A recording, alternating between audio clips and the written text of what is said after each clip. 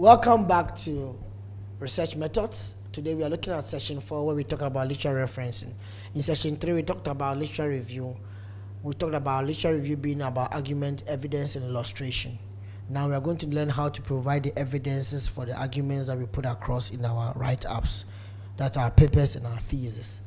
So that's what we are going to learn today. Literature review is about argument, evidence, illustration. So how do you provide the evidence? That's what we are going to learn today. Okay. Now, so we have got 3 parts: defining referencing, APA referencing style, in-text, and then APA reference style reference list. Now, we are looking at chapter 4 of our book. Our reference book is called Research Made Easy. It's on Google Books. It can be, and soon will be on iBooks too. Okay. Now, defining literature reference. What is literature referencing? Literature referencing is the act of providing evidence for the arguments and perspectives presented in our literature write-up. That's an article, an essay, or a long essay. These things can be done in 2 ways. Either provide the references within the text, which is required for every argument that you put across, and then at the end of the day, you compile the references at the end of the text.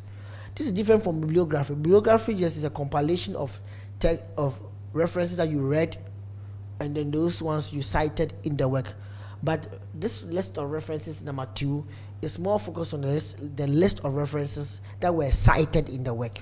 So what you cite in the work within the text or in text, and then what you compile at the end of the text. Now within the text or in text referencing, you see styles like this: Uche 2000, Benson 2003, Kinson 2000, Mensah et al., Salia 2011. What you see here is that there are some which are at the end of the sentences and there are some which are within the sentence. So there are some which are at the end of the sentence in the parentheses, or some which are within the sentence in the parentheses, or some which are part of the sentence outside the parentheses. So now you read Salia, you don't read the 2011. If it's in the parentheses, you don't read it at all. But if it's outside the references, you need to read it. So you have to keep that in mind. And you see that there's some which are et al., means that there are other authors. There are more than 2 authors, et al. Or et al., as some people pronounce it. And this is Uche 2000, Benson 2003. I remember one of my students was telling me that this is not et al., it's et al. And some people even say et al. So whichever I wanted to say al, et al, I just want you to know that it shows that there are more than 2 authors. Then the list of the references can look like this, where you put them in alphabetical order: Watson, King, and Deakin, and DeVos. That's depending on the referencing style. It's not always that it's going to be in alphabetical order. So let's try to appreciate what are the different referencing styles that exist. So now that we know about the referencing list and then the in-text referencing, let's look at the different types of referencing that exist. There's the Harvard style, which is very popular, and then there's APA style. APA style means American Psychological Association. And then the other styles, the Chicago Manual style, the American Medical Association has their own style. Even linguistics and other ones, all the other key disciplines in science also have their own styles. But for this particular session, we'll be looking at APA style, which is quite dominant in a number of universities in Ghana, like University of Ghana taking it as an example. Other universities use Harvard style, but we'll be talking about APA style. If you learn one style, you can be able to apply the understanding to appreciating the rubrics of the other styles and knowing how to be able to use the styles in your long essay or your thesis or write-ups.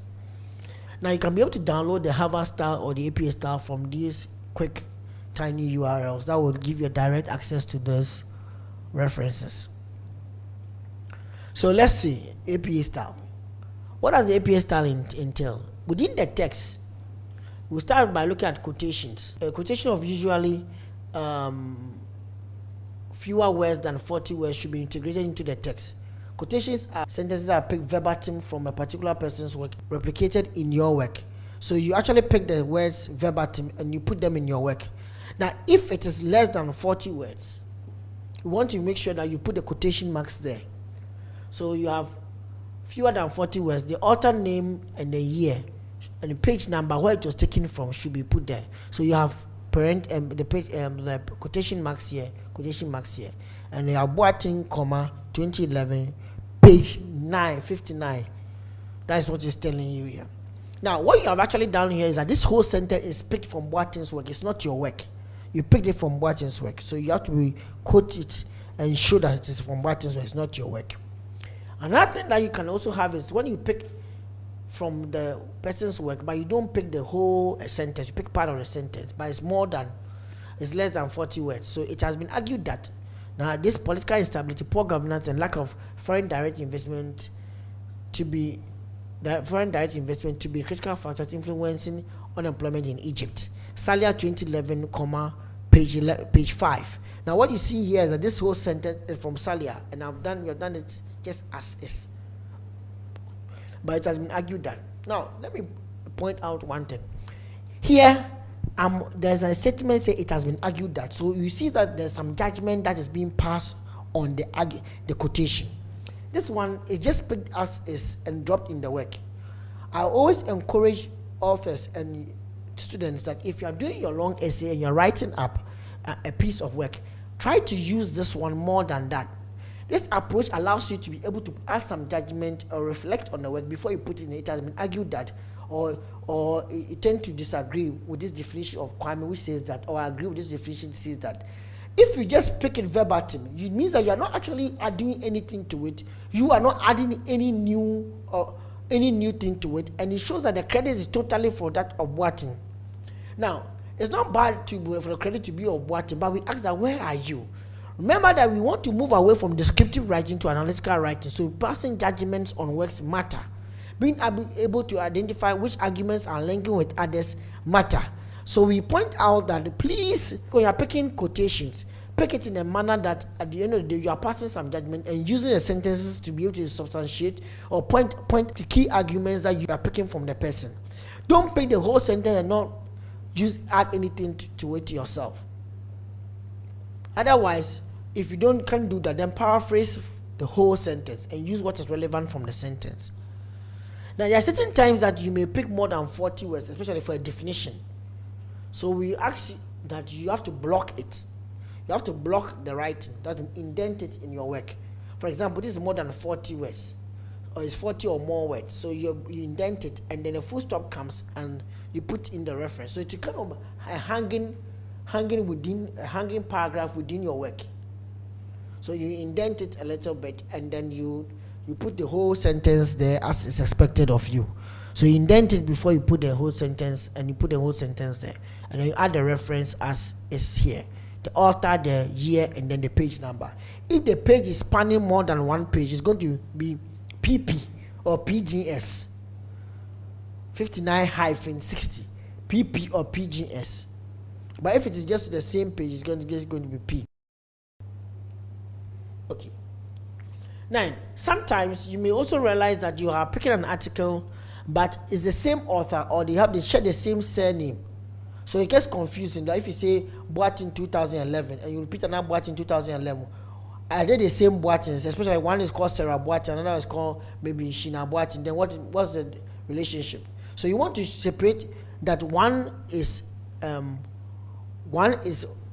Boateng, which is a different author from the other, or they are different works. It's the same Boateng, Boateng Shina, but the one is done in January, one is done in February, or they can all be done the same month, but different articles. So how do you differentiate to let someone know this is article A and article B?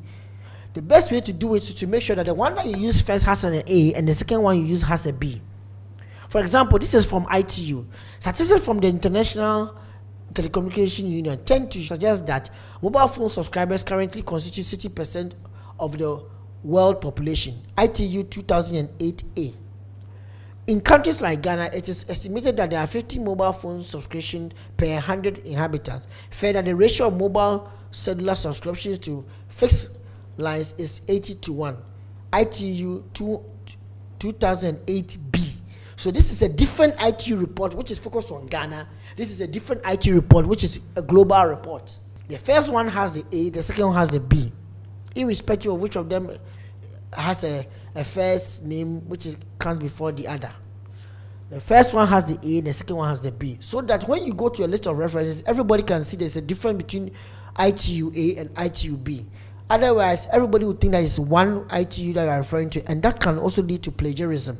You see, plagiarism comes when you don't cite appropriately or you don't cite at all. You pick the work and put it verbatim in your somebody's work. You put it verbatim in your work, and means that you are saying that work belongs to you, but it doesn't belong to you. You are plagiarized. Second, you pick the person's work, you put it in your work, and you don't cite appropriately, so we can't find the work. So that's also a form of plagiarism. Or third, you cite appropriately, but instead of paraphrasing the words, you actually use the words and just change is and off to look like it's yours, but it's actually the same sentence as what is still there. And that's also a form of plagiarism. You have to be able to reduce the degree at which it looks like the old one. In fact, with some universities say that it should be between 14 to about less than 40%. Other universities have got maybe between 14 to 30% looking like the old one you picked up. I hope you understand. That's entirely, when we look at how much you have cited from everybody, the whole work should be between 13 to the less than 40%. If you are getting more about, even some universities even to go less 13 to 30%. If you go beyond 30%, you think you have plagiarized too much. Okay. The degree of similarity with other people's works.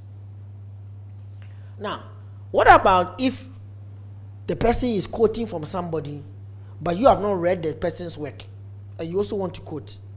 For example, Boatin and Boatin 2008 wrote a work, but I didn't read it. I read Abbo's work 2011.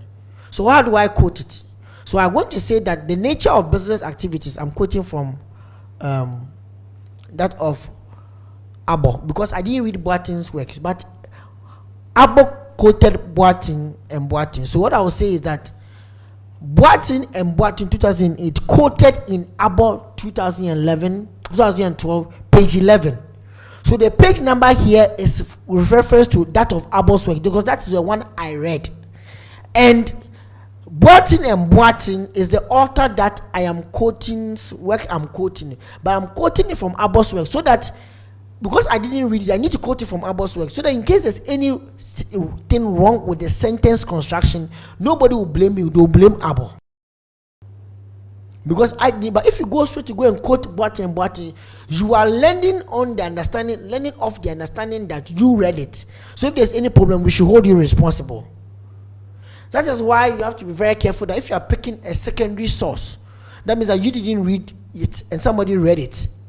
Your primary source is the one you read, but the secondary source is somebody's read it, and you are picking from that person's own. Then you have to be careful that you quote it as the person wrote it there. Also quoted in his work. Now sometimes you may not quote, but you may paraphrase. So it becomes Boatin and Boatin cited in about 2012. Means I didn't quote it. He picked the idea. From the idea belongs to Boatin, but I didn't read it. I read Abbo's own.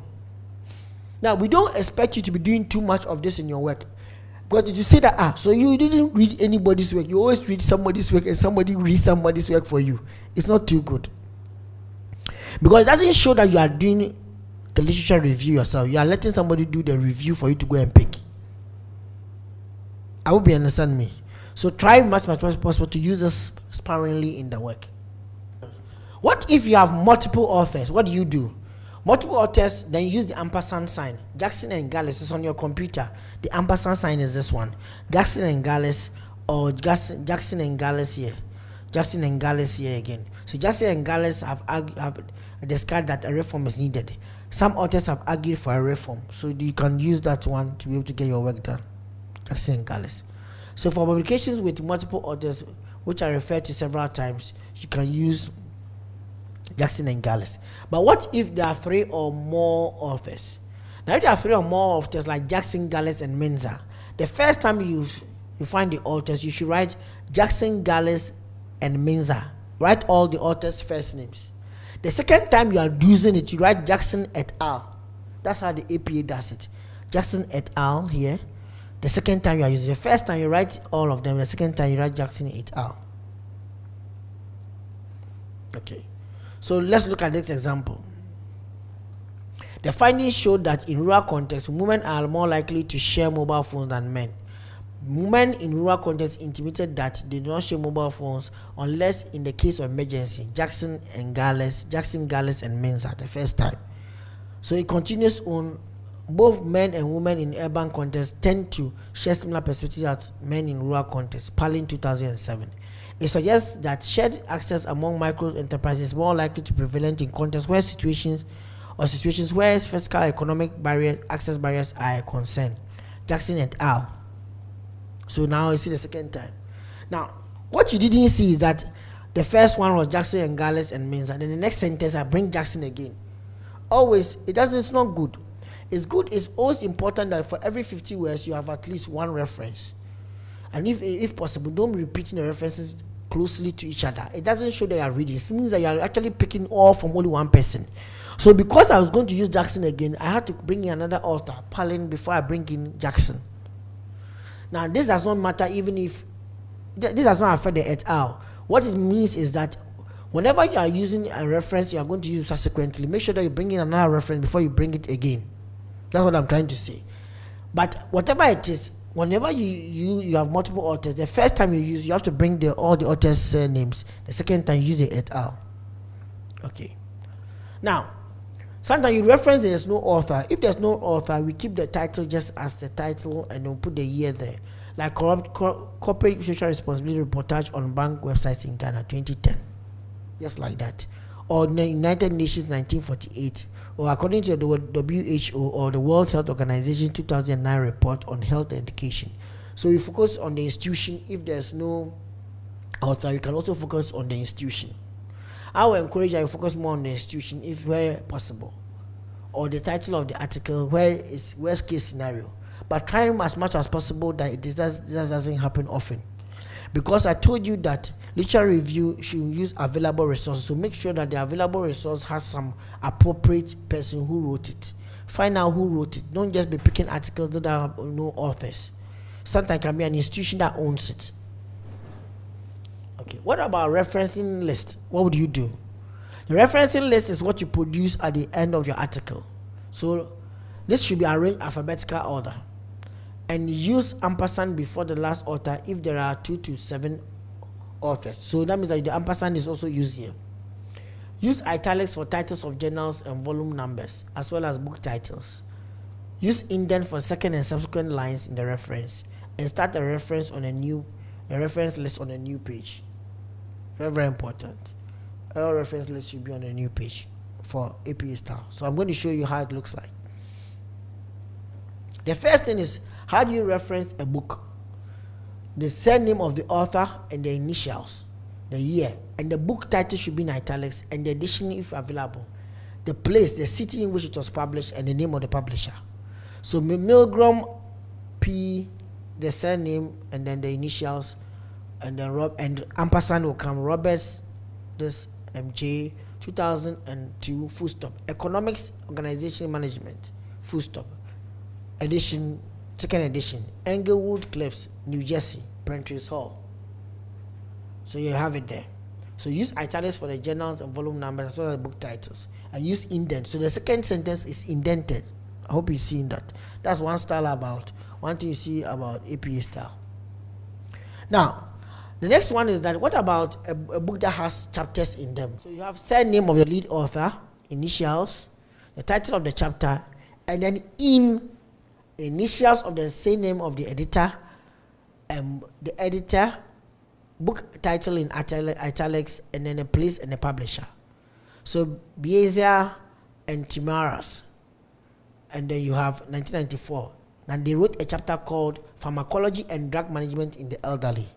In Timara's own book, Timaras wrote the book himself.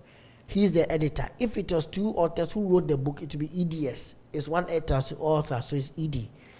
Physiological basis of aging and geriatrics.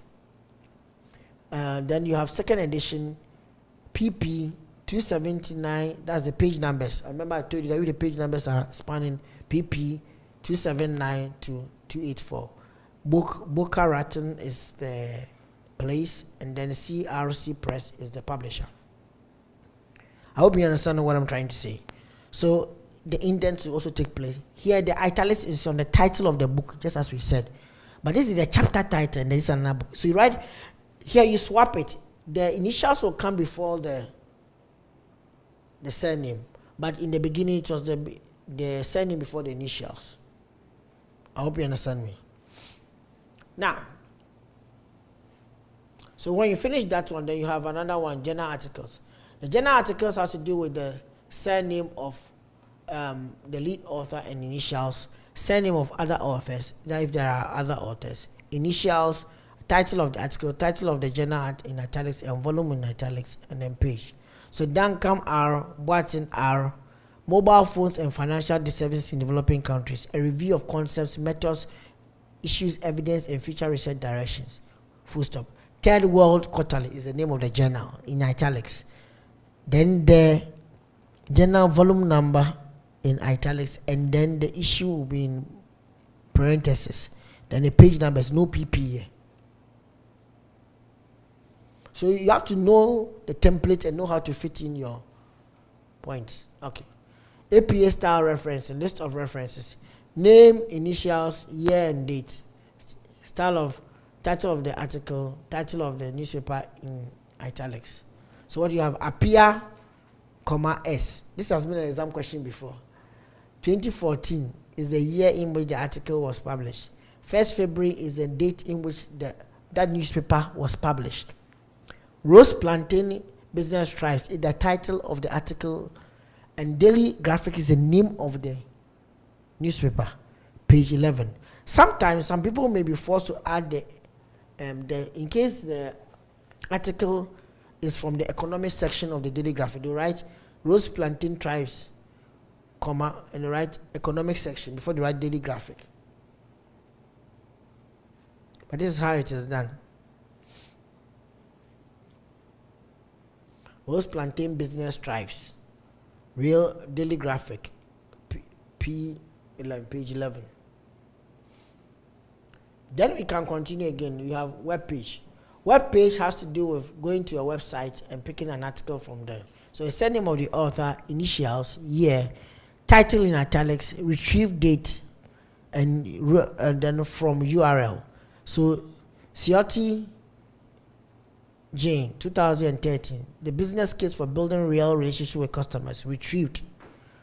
You see, the name of the institution is not put there, but retrieved 23rd June 2013 from this page. Sometimes people put their name of the institution here just before they retrieved. But you have to be consistent what style you are using. Okay, now if there are no authors, that means that the title of the article will come, 2013 will come, then retrieved will come. So that's very simple. You just drop the authors. When you finish, you put them together like this with each of the second sentences indented. So what is on the side here will just be the names of the first line of the reference. This one is only one line, so there's no indent. And it's arranged alphabetical order. So this is how you reference using the APA style. You can go to YouTube and just Google using Word to reference, and you can see how you can use Microsoft Word to do this, generate the references automatically for you. It's very simple. Maybe we'll do the illustration later, but that's something that you can learn straight through YouTube. There's several examples for you to do that. So Harvard style is here and APA style is there. Okay, so that's a list of references.